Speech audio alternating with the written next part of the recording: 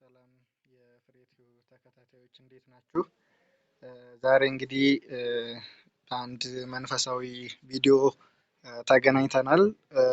ባህረ ሐሳብ የተሰኘ የስነ ጥበብ ምስጢር የሚታይበት ትምህርት ነው። ይህንን መጽሐፍ በዋናነት አቅማር ከሚለው የባህረ ሐሳብ መጽሐፍ የተወሰደ ፓወርፖይንት ነው። በዚህ መሰረት ተመስርተን ትምህርታችን እንነጋገራለን ማለት ነው። እንደ እግዚአብሔር መልካም ፈቃድ በተከታታይ በዩቲዩብ የምነግራችሁ የማሳያችሁ ይሆናል ማለት ነው ቪዲዮዎችን። ከዚህ በተጨማሪ ግን በደብረ ታቦር ዩኒቨርሲቲ ግቢ ጉባኤ በ2017 ዓ.ም እየተሰጠ ይገኛል እና በየሁለት ሳምንቱ ነው ኮርሱ በመሰጠት ላይ የሚገኝ እና የካቲት 28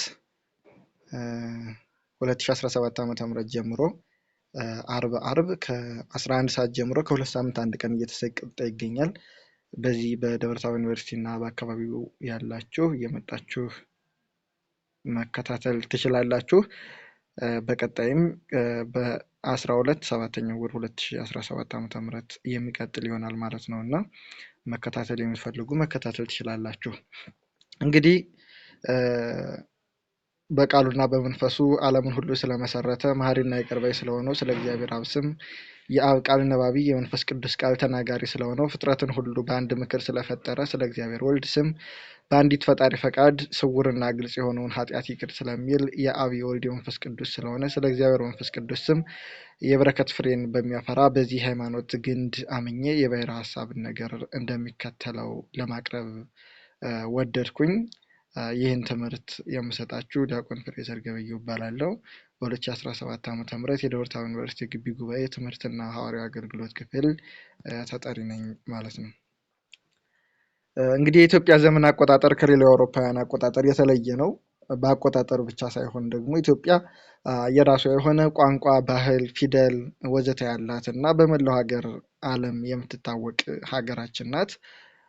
የዲሜጥሮስ የታሪክ ወይም የዘመን አቆጣጠር የተቀመረው በኢትዮጵያዊ አይደለም።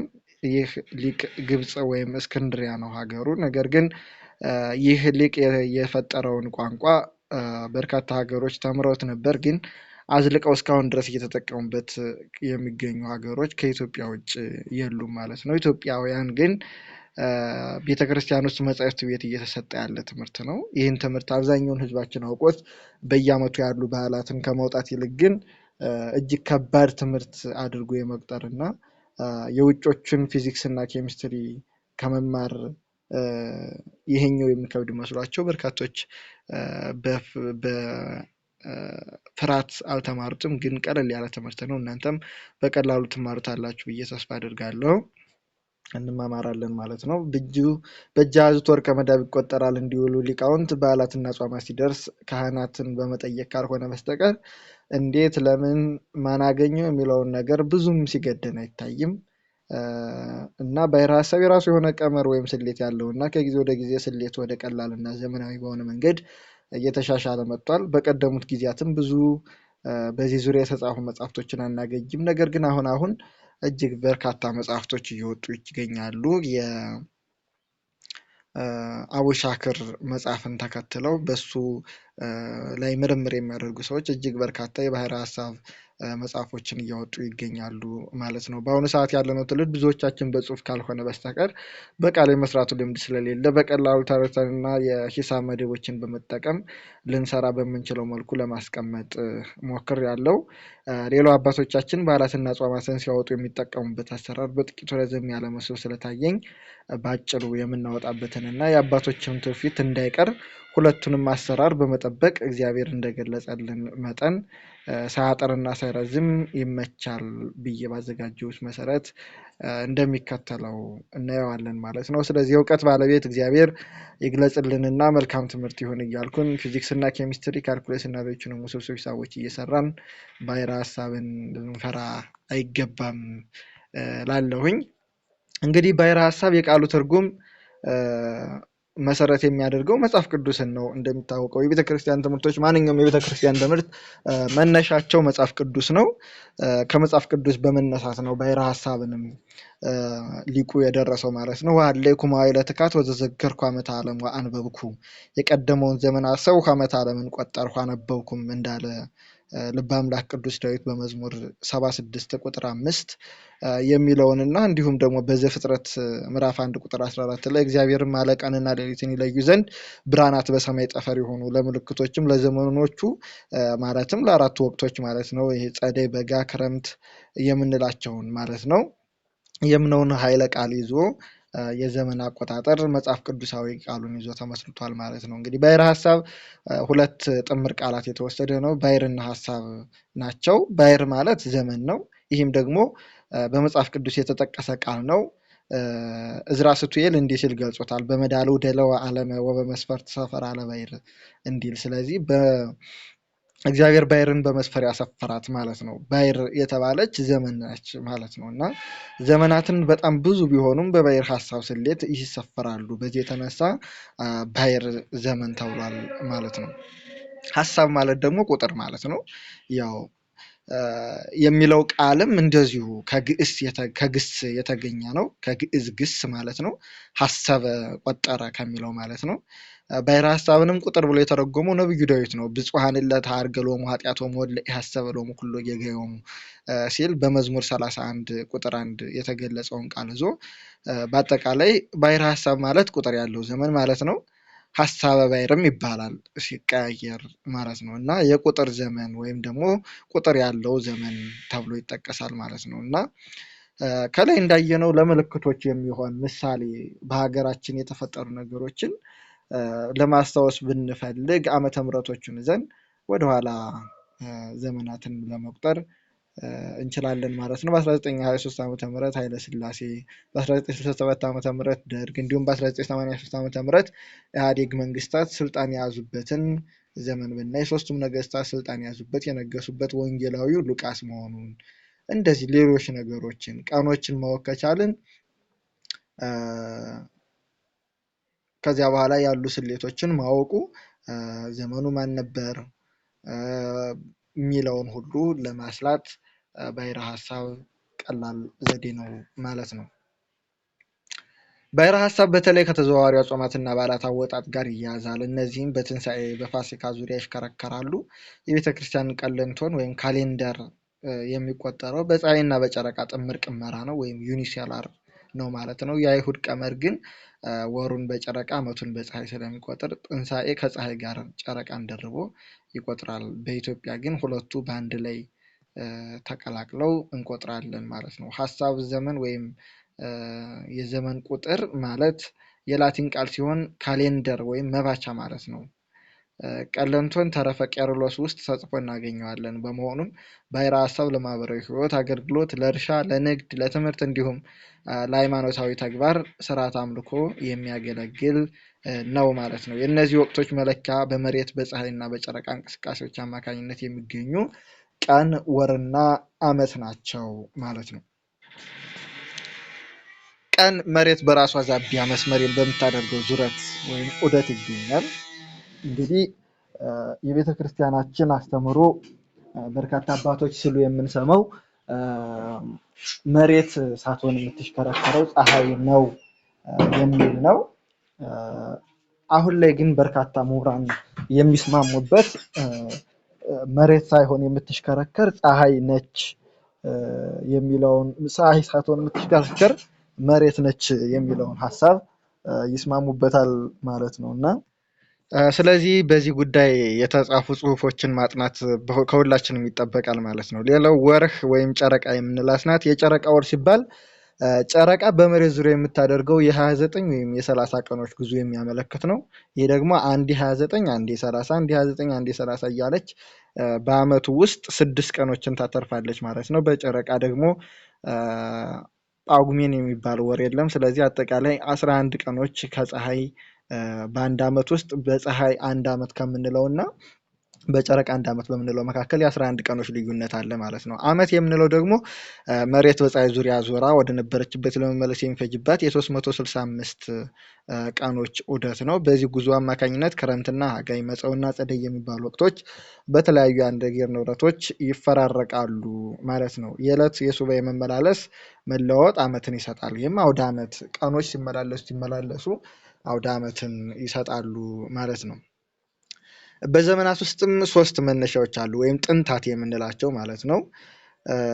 እነዚህም ጥንተ ዕለት፣ ጥንተ ቀመር እና ጥንተ ዮን ተብለው ይጠራሉ። ጥንተ ዕለት የተፈጠረበት ወይም ፍጥረታት መፈጠር የጀመሩበት ማለት ነው። ይህም እሁድ ነው ማለት ነው። አሃድ አንድ አደረገ ብሎ የመጀመሪያ ቀን እሁድ ጥንተ ዕለት ተብሎ ይቀራል ማለት ነው። ሁለተኛው ጥንተ ቀመር የሚባለው ነው። ማክሰኞ ናቸው። እንግዲህ በዚህ ዓለም በዚህ ምድር ላይ ያሉ በዋናነት ፍጥረታት እጽዋት ምናምን የተፈጠሩበት ነው። ይህም የቁጥር መጀመሪያ ተብሎ ማክሰኞ የመጀመሪያ ቀን ይባላል ማለት ነው። ጥንተ ዮን የምንለው ደግሞ የፀሐይ ስም ነው። ዮን የቲ ስማ ለፀሐይ እንዳለው ማለት ነው። እና ብርሃኖች የተፈጠሩበት ነው። ረቡዕ የመጀመሪያው ቀን ነው ማለት ነው። ፀሐይና ጨረቃ የተፈጠሩበት ቀን ረቡዕ አንደኛ ቀን ይባላል። በጥንተ ዮን ከሆነ ለምሳሌ አርብን ብናነሳ በጥንተ ዕለት አርብ 6ኛ ቀን ናት። በጥንተ ቀመር አርብ 4ኛ ቀን ናት። በጥንተ ዮን ደግሞ አርብ 3ኛ ቀን ትሆናለች ማለት ነው። ስለዚህ ሐሳበ ዕለት ማለትም እሁድ በጥንተ ዕለት 1 ናት፣ በጥንተ ቀመር 6 ናት፣ በጥንተ ዮን 5 ናት ማለት ነው። ሌሎቹም እንዲሁ መግለጽ እንችላለን ማለት ነው። እንግዲህ ይህን ካልን እንደመነሻ ዲሜጥሮስ ማን ነው የሚለውን ነገር ደግሞ ማየት ይጠበቅብናል እና ወደ ዲሜጥሮስ ታሪክ እንግባ። ዲሜጥሮስ ማለት መስታወት ማለት ነው። መስታወት ደግሞ በፊታችን ያለውን እንዲያሳይ ከፊታችን ያሉ ነገሮችን እንድናይበት ዲሜጥሮስም ዘመናትን ወደፊት እንዴት እንደሚቀጥሉ ወደኋላም እንዴት እንደነበሩ ማየት የሚያስችለን ነው ማለት ነው። እና የባሕረ ሐሳብ ደራሲ እሱ ነው። ይኸውም ባሕረ ሐሳብን ለማወቅ ብዙ አባቶች ተመኝተው ነበር። ነገር ግን ይህ ጥበብ የተገለጸው ለመንበረ እስክንድርያ 12ኛ ሊቀ ጳጳስ ለነበረው አባታችን ለቅዱስ ዲሜጥሮስ ነው ማለት ነው። ቅዱስ ዲሜጥሮስ በአጭር ታጣቂ፣ እርፍ አራቂ፣ ዲኮ ታጣቂ፣ ነገር አዋቂ፣ ፍርድ ጠንቃቂ፣ መስተገብር ገበሬ የነበረ የቤተ ክርስቲያን እውቀት ምንም አይነት እውቀት ያልነበረው እጅግ የዋህ የእግዚአብሔር ሰው ነበረ ማለት ነው። እና በእርሱ አባትና አጎቱ የአባቱ ወንድም ማለት ነው በዘመነ ሰማዕታት በባዕድ ሀገር ከኢየሩሳሌም ተሰደው የኖሩ ነበረ። የዲሜጥሮስ አባት ስሙ ድማስቆ ወይም እንድራኒቆስ ሲባል የደማስቆ ወንድም አርማስቆስ ወይም አስተራኒቆስ ተብሎ ይጠራል። ሁለቱም በፋርስ ባቢሎን ለረጅም ዘመናት በስደት ሲኖሩ ከእነርሱም ቤተሰብ በስተቀር ሌላው አሕዛብ ነበሩ እና አርማስቆስ ልዕልተ ወይን የተባለች ሴት ልጅ ነበረችው። እሷም ሞታቸው በደረሰ ጊዜ ለወንድሙ ለደማስቆ ወይም እንድራኒቆስ ብለን ለጠራ ነው ልጅን ለአሕዛብ እንዳትድራት አደራ ብሎት በእግዚአብሔር ስም አስምሎት ይሞታል። ልዕልተ ወይን ለአቅመ ሔዋን ስትደርስ የደማስቆ ልጅ ዲሜጥሮስን ለአቅመ አዳም ደርሶ ነበር። በዚያ ዘመን እንዳልኳችሁ ምንም አይነት ከአሕዛብ ውጭ በእነሱ የሚኖር ሰው አልነበረም። በዚህ ጊዜ ደማስቆ ልጅን ከአሕዛብ ጋር አጋብቼ ሃይማኖት ህንፃ ከሚፈርስ ከወንድሜ ልጅ ጋር ድሬው ህንፃ ስራ ወይም የስጋ ዝምድና ቢፈርስ ይሻላል በማለት ዲሜጥሮስንና ልዕልተ ወይንን አጋብቷቸዋል ማለት ነው። ሁለቱም የታላቅና የታናሽ ልጆች በመሆናቸው በኋላ በሰርጋቸው ዕለት ማታ ስርዓተ መራዊ ወመራት እንዲፈጽሙ ጫጉላ ቤት ተዘግቶላቸው በዛ ተቀምጠው ሳሉ ሁለቱም ታላቅ ሐዘን ገብቷቸው ያለቅሱ ጀመር። ምክንያቱም የወንድማማች ልጆች ስለሆኑ ሩካቤ ስጋ ለመፈጸም ባለመፈለጋቸው ነበር። አንድም ፈቃድ እግዚአብሔር እነሱም በሩካቤ ሊያስተሳስራቸው አልፈቀደም እና ህሊናቸው ይህን ነገር አላሰበባቸውም። ልዕልተ ወይንም ይህንን የሰራኸው እኔን ንቀህ ነው ወይስ ተዘምዷችን ብላ ጥያቄ ያቀረበችለት እሱም ከመፈጽም ፈቃድ አባቴን ፈቃድ ፈጽም ዘንድ ነው እንጂ ከዚህ በኋላ ሌላ ሀሳብስ ኑሮብኝ አይደለም ሲል መለሰላት። እዚህም በኋላ ሁለቱም ስምምነት ላይ ደርሰው ያለ ሩካቤ ወይም ያለ ስጋዊ ትውውቅ በድንግልና ሊኖሩ ተስማሙ ማለት ነው። በዚህ ሁኔታ ለ48 ዓመታት ያህል በድንግልና ኖረዋል። ከዕለታት አንድ ቀን ቅዱስ ዲሜጥሮስ ገበሬ እንደመሆኑ መጠን ወደ እርሻው በሚገባበት ጊዜ ያለ ጊዜያቸው ያፈሩ 3 የስንዴ ዘለላ እና አንድ የወይን ዘለላ በማግኘቱ በጣም ተገርሞ ከሚስቱ ጋር በመመካከር ወደ ቤተ እግዚአብሔር ወሰደው ማለት ነው። እርሷም ይህንን የወይን ዘለላ እኛ ልንበለው አይገባንም፣ ይልቅ ለሊቀ ጳጳሱ ውሰድለትና ይባርከው እርሳቸው እንዲመገቡት ይሁን ብላ ወደ ሊቀ ጳጳሱ እሷ ታመለክተዋለች። ከዚያም ወደ ሊቀ ጳጳሱ ወሰደው ማለት ነው። በዚህ ዕለት የመንበረ እስክንድርያ 11ኛ ጳጳስ የነበረው ቅዱስ ዩልዮስ ከእድሜ ብዛት የተነሳ በማርጀቱ ከእነርሱ ቀጥሎ የሚሾመው ጳጳስ ማን እንደሚሆን በሱባኤ አይቶ ሕዝቡን በቤተ እግዚአብሔር ሰብስቤ ልንገራችሁ ሲል ቅዱስ ዲሜጥሮስ ከእርሻ ያገኘውን አንድ የወይን ዘለላ እና 3 ስንዴ ዘለላ ይዞ መጣ ማለት ነው። ለጳጳሱ በሰጠው ጊዜ ከእርሱ ቀጥሎ እንደሚሾም በሱባኤ ተገልጦለት ነበረ መጀመሪያ ለጳጳሱ እና ቅባ ሜሮንን ቀብቶ ስርዓተ ጵጵስናን ፈጽሞለታል ማለት ነው። ይህ ሲሆን ግን ቅዱስ ዲሜጥሮስ ምን እየተደረገ እንደሆነ አላወቀም ነበረ። ከዚህ በኋላ ከጥቂት ቀናት በኋላ ቅዱስ ዩልያኖስ አረፈ። ህዝቡም ቅዱስ ዲሜጥሮስ ጳጳስ እንደሚሆን ዩልያኖስ ነግራቸው ስለነበር ወንበር ባዶውን አያድርም እና ከአባታቸው ቦታ ተቀምጠህ ተሾምልን ብለው ያዙት። ቅዱስ ዲሜጥሮስም እኔ በአንድ በኩል መሀይም ገበሬ ነኝ፣ በሌላ በኩል ደግሞ ህጋዊ ሚስት ያገባሁ ነኝ፣ እንዴት በንጹሕ ማርቆስ ወንበር ላይ እቀመጣለሁ? በምን አይነት ሁኔታስ ጳጳስ እሆናለሁ? ቢላቸው ግድ አሉትና አስቀመጡት። ከዚህ በኋላ ቅዱስ ዲሜጥሮስ ቅዳሴውን እና መጻሕፍተ ብሉያትን ተገልጾለት ተርጉሞ አስተምሯቸዋል ማለት ነው። ይህም የሆነው በ180 ዓመተ ምህረት ነው። ይቅርታ። እንግዲህ ቅዱስ ዲሜጥሮስ የህዝቡን ኃጢአት እየታየው አንተ በቅተሃል፣ ወደ ቅዱስ ቁርባን መድረስ ትችላለህ፣ አንተኛው ደግሞ አልበቃህም፣ ለቅዱስ ቁርባንም አልደረስክም እያለ መመለስ ጀመረ። በዚህም የተነሳ ህዝቡ ማጉረምረም ጀመሩ። ለምን ገበሬ ሆኖ መጥቶ ከዚህ ቦታ ሲቀመጥ እኛን ደግሞ አንተ በቅተሃል፣ አንተ አልበቃህም እያለ ይናገርናል ማለት ሲያጉረመርሙ፣ ቅዱስ ሚካኤልም መጥቶ ምን አለው? የተፍቅድ አድህኖ ርእስከ አላ ከሰት ዘሃሎ ምስሌከ ወማእከለ በሴትከ። ዝም በማለት ህዝቡ በሐሜት እየተጎዱ ነው እና በአንተና በሚስት ያለውን መካከል ያለውን ነገር ልትገልጽላቸው ይገባል ብሎ አዞታል። እረኛ ለህዝቡ ራሱን አሳልፎ መስጠት አለበትና ኖላዊ ሰሸር ዘይሜጡ ነፍሶ ቤዛ ባግይሁ እንዲል ማለት ነው። ይህንንም ባለው ጊዜ እርሱም አዝኖ ነገሩን ለህዝቡ ለመግለጥ ይወዳል ማለት ነው። ከዚያ በኋላም ዲሜጥሮስ ህዝቡን ሁሉ አንድ እንጨት ይዘው ይመጡ ዘንድ አዘዛቸው ማለት ነው። እንጨቱንም አስደምሮ አቃጥሎ ቅዳሴ ገባ። ከቅዳሴ ወጥቶ በእሳት ውስጥ እየተመላለሰ አጥኖታል ማለት ነው። ልዕልተ ወይንንም ከመቋሚያ አንስት ከሴቶች መቆሚያ ጠርቶ ልብስሽን ዘርጊ በማለት ልብሷ ላይ ፍሙን በሙሉ ዘግኖ አስቀመጠባት። በቤተ ክርስቲያኑ ዙራ አምጥታ እንድትደፋው አዘዛት። ያደረጋትንም አደረገች እና ከልብሷ አንዲት እንኳን ሳይጠቁር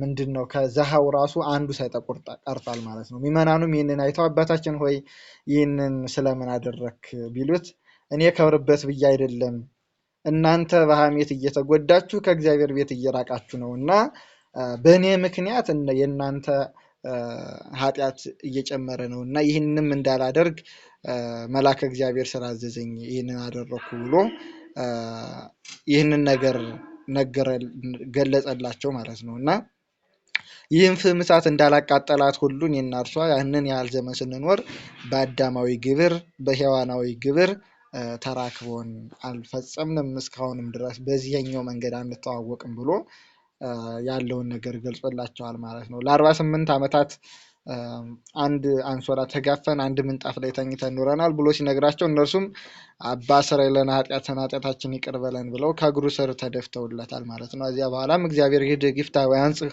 ወያስተስሪ ኃጢአተክሙ፣ እግዚአብሔር ኃጢአታችሁን ይቅር ይበላችሁ ብሎ ዛሬ በቤተ ክርስቲያናችን የሚካሄደውን ኑዛዜ ቅዱስ ዲሜጥሮስ በዚያ ዘመን ደርሶታል ማለት ነው እና ቅዱስ ዲሜጥሮስ ከ180 እስከ 222 ዓመተ ምህረት ወይም ደግሞ ከ188 እስከ 230 እንደ አውሮፓውያን አቆጣጠር በመንበረ እስክንድርያ ቆይቷል። በጵጵስና ወቅትም ትልቅ ምኞትን ይመኝ ነበር። ይኸውም ጾመ ነነዌ፣ አብይ ጾም፣ ጾመ ሐዋርያት ከሰኞ፣ በዓለ ደብረ ዘይት፣ በዓለ ሆሳዕና፣ በዓለ ትንሣኤ፣ በዓለ ጰራቅሊጦስ ከእሑድ፣ በዓለ ርክበ ካህናት፣ ጾመ ድነት ከረቡዕ፣ በዓለ ዕርገት ከሐሙስ፣ በዓለ ስቅለት ከዓርብ ባይወጡ ባይነዋወጡ እያለ ይመኝ ነበረ እና ይህም ጥንተ ዕለታቸውን ማለት ነው ጌታችን መድኃኒታችን ኢየሱስ ክርስቶስ በመዋዕለ ሥጋዌው እነዚህን ቀኖች በእነዚህ ቀኖች ነበር የፈጸማቸው የእነዚህን ዕለቶች ታሪክና ይሄ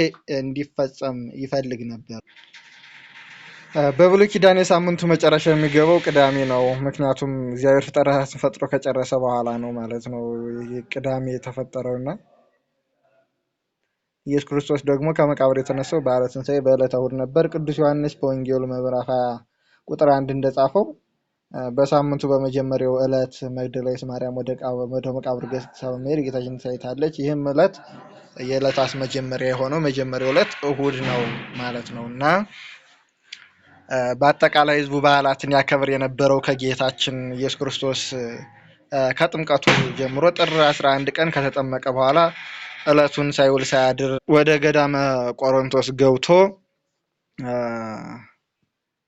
ጾሙን ጾሟል። ይህንንም ቀን ተከትሎ የሚገኙ በዓላትን በመጋቢት 22 ቀን ሆሳዕናን፣ በመጋቢት 29 ቀን ትንሣኤን፣ በመጋቢት 27 ቀን ስቅለትን እያደረጉ መቱን ዝም ብሎ ቀኖቹ ማክሰኞም ላይ ይረፉ ሮብም ላይ ይረፉ እንደዚህ እያከበሩ ነበር እና ይህ ደግሞ ለታሪክም ለአከባበርም አመች አልነበረም። ከዚያ በኋላ ነው ቅዱስ ዲሜጥሮስ ይህንን ቀመር ሊቀምረው የቻለ ማለት ነው። ህዝቡም እነዚህን ቀናት እየጠበቀ ነበረ ሰኞ ማክሰኞ የሚያከብረው። በተጨማሪ አዝማናትን 3 ወር ከአንድ ጳጉሜ 91 ቀን ለማቴዎስ 3 ወር ከአንድ ጳጉሜ ለማርቆስ 3 ወር ከአንድ ጳጉሜ ለሉቃስ 3 ወር ከአንድ ጳጉሜ ለዮሐንስ አካፍለው 5ኛውን ጳጉሜ ከነግስ ከቀትር ለማቴዎስ ይሰጡ ነበረ። ከቀትር እስከ ሰርክ ለማርቆስ፣ ከሰርክ እስከ መንፈቀ ሌሊት ለሉቃስ፣ ከመንፈቀ ሌሊት እስከ ነግስ ጠዋት በዮሐንስ እንዲያከፋፍለው ያከብሩ ነበረ። ከዚህ በኋላ ነው ቅዱስ ዲሜጥሮስ በዓላትና ጾማት ከጥንተ ዕለታቸው ባይወጡ ባይነዋወጡ እያለ ይመኝ ነበረ። የታዘዘ መልአክ ወደ እርሱ መጥቶ ነገ በምኞት ይገኛልን ሱባኤ ገብተህ አግኘው ብሎ ነግሮታል። በዚህም ከሌሊቱ 23 ሱባኤ ግባና በቅቴ ይሁን ከቀኑ 7 ሱባኤ ገብተህ መጥቅ ይሁን ብሎ አዞታል። ይህም 23ቱ ሱባኤ አንዱ ሱባኤ 7 ቀን ነው። 23 ሱባኤ ሲባዛ በ7 ቀን ስናደርገው 161 ቀኖችን እናገኛለን ማለት ነው። ይህንንም በ30 እያካፈልን ስንገድፈው 5 ጊዜ 30 ደርሶ 11 ቀን ይቀራል ማለት ነው። ይህም ጥንተ አበቅቴ ተብሎ ይጠራል። አንድም በጨረቃና በፀሐይ ዓመት መካከል ያለው ልዩነት ቅድም እንደነገርኳችሁ በጨረቃ አንድ ዓመት አንድ ወር 29 አንድ ወር 30 እያለ ነው የሚሄድ። በዚህም 6 ቀኖች ይተርፋሉ። የጳጉሜ 5 ቀን ሲጨመርበት 11 ቀን ልዩነት ይፈጠራል ማለት ነው። ይችም አበቅቴ ነች ማለት ነው። ከቀኑ ደግሞ 7 ሱባኤ ያለው 7 ሲባዛ በ7 49 ይሆናል። በአንድ 30 ስናካፍለው 19 ቀን ይቀራል። ይሄም ደግሞ ጥንተ መጥቅ ተብሎ ተጠርቷል ማለት ነው እና ሌሊቱን አብዝቶ ለምን ቀኑን አላሳነሰው ቢሉ አንድም ይህ ቁጥር እንዲመጣ ነው። ሁለተኛው ደግሞ ቀን ቀን የተጣሉትን ሲያስታርቅ፣ የታመሙትን ሲጠይቅ፣ ንስሐ መግባት ያለባቸውን ንስሐ ሲያስገባ ሲያስተምር ይውል ነበረ። ሌሊት ግን እረፍት ሰዓት ነበረው እና ለዚህም የሌሊቱን አብዝቶ የቀኑን አሳንሶለታል ይላሉ መተርጉማን።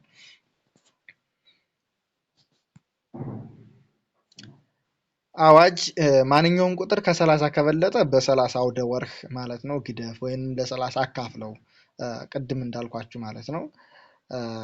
ይህም ቅዱስ ዲሜጥሮስ ከአወጃቸው አዋጆች መካከል አንዱ ነው ማለት ነው። ከዚህ በኋላ ቅዱስ ዲሜጥሮስ እያርግና እየወርድ ተገልጾለት ባሕረ ሐሳብን ደርሶታል ማለት ነው። እያርግ እየወርድ አሁን እንዳያችሁት 19 እና 11 ነው የሆነው። ሁለቱን ሲደምረው 30 ነው። ከ30 የሚበልጥ ነገር የለም ማለት ነው። ሁለቱ ደምረው 30 ናቸው ማለት ነው። እንግዲህ ባሕረ ሐሳብን ማን ሊማረው ይገባል ብላችሁ አሰባችሁ? ከዚህ ታሪክ ወደኋላ መልሱን ለእናንተ ልተው። ኮሜንት ላይ ሁላችሁም ማን መማር አለበት የሚለውን አስቀምጡልኝ። ለእናንተ ነው የሚተውላችሁ። ደግሞ ሰብስክራይብ ያላደረጋችሁ ቤተሰቦች ሁላችሁም ሰብስክራይብ እያደረጋችሁ እንድታበረታቱኝ አደራ ላለሁ። ቢያንስ 1000 እንዲገባ አድርጉት ይህን ዩቲዩብ ቻናል። ምዕራፍ አንድን እንይና ለዛሬ በዚህ እናጠናቅቃለን። የኢትዮጵያ ዘመን አቆጣጠር ወርህ ሁልቆ ዘመን ዘኢትዮጵያ ይላል። የኢትዮጵያ ዘመን አቆጣጠር ከጥንት ይጀምራል። ያ ማለት ደግሞ ከጥንተ ዕለት ከጥንተ ፍጥረት ማለት ነው እና ከጥንተ ፀሐይና ከፍጥረተ ጨረቃና ከዋክብት ጀምሮ ባሉት ጥንታት ነው የሚነሳ። ዓለም የተፈጠረበት እሁድ ጥንተ ዕለት የምንለው ፍጥረታት መፈጠር የጀመሩበት ዕለት ስለሆነ ነው። የኢትዮጵያ ዘመን አቆጣጠር ጥንት ከሚለው ጀምሯል ብለናል። ፍጥረታት መፈጠር የጀመሩት ዕለተ እሁድ ነው፣ ጥንተ ዕለት ይባላል። ዓለም የተፈጠረበት ዕለተ እሁድ እና ሰኞ ጠቢባን ሥላሴ ከዕለታት መርጠው ዓለምን ስለፈጠሩባቸው ዕለታት ጠቢባን ይባላሉ። ማክሰኞ ጥንተ ቀመር ይባላል። ቀመር ቀመረ ከሚለው ግስ የወጣ ሲሆን ቆጠረ ማለት ነው። እንደ ሀሰበ አይነት ግስ ነው ማለት ነው። ይህም የተባለበት ምክንያት በዓለም ውስጥ የሚገኙ ፍጥረታት መፈጠር የጀመሩበት ዕለት ስለሆነ ነው። በዓለም ውስጥ ስንል በዚህ ምድር የምናያቸውን ማለት ነው። ፀሐይና ጨረቃ ከዋክብት የተፈጠሩበት ዕለት ጥንተ ረቡዕ ይባላል ወይም ጥንተ ይሆን ማለት ነው። ትርጉም ጥንተ ብርሃን ማለት ነው። አንድም ፀሐይ ማለት ነው። ኦን ይእቲ ሰማረ ፀሐይ ሀገር ፀሐይ ኦን ይእቲ እንዲል ማለት ነው። ዓለም ከተፈጠረ ዘመን ከተቆጠረ በ2013 ዓመተ ምህረት ብናየው 7513 ዓመት ዓለም ሆኗል ማለት ነው። በ2017 ብናየው ደግሞ 7517 በዚህ መልኩ እናያለን ማለት ነው። ጌታችን ኢየሱስ ክርስቶስ ከመወለዱ በፊት የነበረው ዘመን 5500 ዓመተ ፍዳ ዓመተ ኩነኔ ተብሎ የሚጠቀሰው ማለት ነው። ከልደተ ክርስቶስ በፊት ያለው ማለት ነው። ከዚያ በኋላ ያለው ደግሞ ዓመተ ምሕረት ይባላል። በዕለተ ኅሪት ሰማይኩከ ወበዕለተ አድኅኖት ረዳይኩከ እግዚአብሔር እንዲህ ይላል፣ በተወደደ ጊዜ ሰምቻለሁ፣ በመድኃኔዓለም ቀን ረድቻለሁ። ትንቢተ ኢሳይያስ ምዕራፍ 49 ቁጥር 8 ያለው ቃል ነው። ወናሁ ይዜ ዕለት ኅሪት ወናሁ ዮም ዕለተ አድኅኖት፣ በተወደደ ሰዓት ሰማሁ፣ በመድኃኔዓለም ቀን ረዳሁህ እንዳለ ሁለተኛ ቆሮንቶስ ምዕራፍ 6 ቁጥር 2 ማለት ነው በሚለው መጽሐፍ ቅዱሳዊ ቃል ላይ በመመርኮዝ የዘመነ ብሉይና የዘመነ አዲስ ድምር ዓመተ ዓለም ይባላል ማለት ነው። ይህኛው ዓመተ ምሕረት ይባላል። ከልደት ከክርስቶስ በኋላ ያለው የጌታችን የመድኃኒታችን ኢየሱስ ክርስቶስ ምሕረት ያደረገበት፣ የሰው ልጅ ምሕረት ያገኘበት፣ ፈቃዱ የተመለሰበት፣ በፈቃዱ ወደ መንግስት ወደ ገነትና ወደ ሲኦል የሚያወርደውን ስራ ሰርቶ በፈቃዱ ወደ ፈለገው መሄድ እንዲችል የሆነበት። ከዚያ በፊት ፈቃደ ሰብ ተነጥቆ ነበርና ያ ማንም መልካም ቢሰራ መኖሪያው ወደ ሲኦል ሆኖ ነበርና እሱ የተመለሰበት ዓመተ ምሕረት ይባላል። የቀድሞ ደግሞ ዓመተ ፍዳ ዓመተ ኩነኔ፣ ሁለቱ በአንድ ላይ ደግሞ ዓመተ ዓለም ተብሎ ይጠራል ማለት ነው። እና ዘመናት የሚሰፈሩባቸው 7 አይዋዳት አሉ።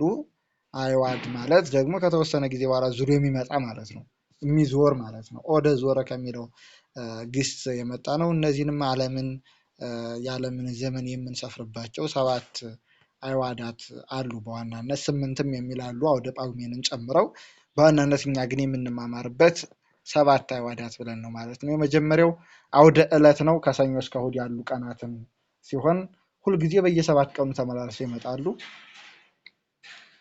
ሰኞ ማክሰኞ እያለ የሚመጡ ማለት ነው። ሁለተኛው አውደ ወርህ ነው።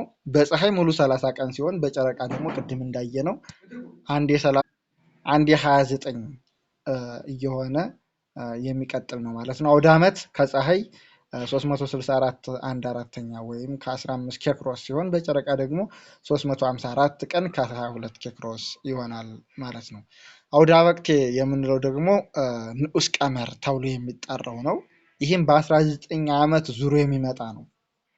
እንግዲህ በ19 ዓመት አንድ ጊዜ አልቦ መጥቅ ወአልቦ አበቅቴ ይሆናል።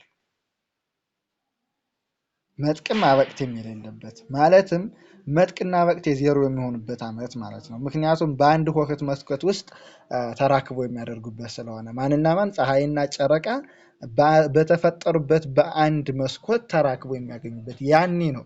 ይሄ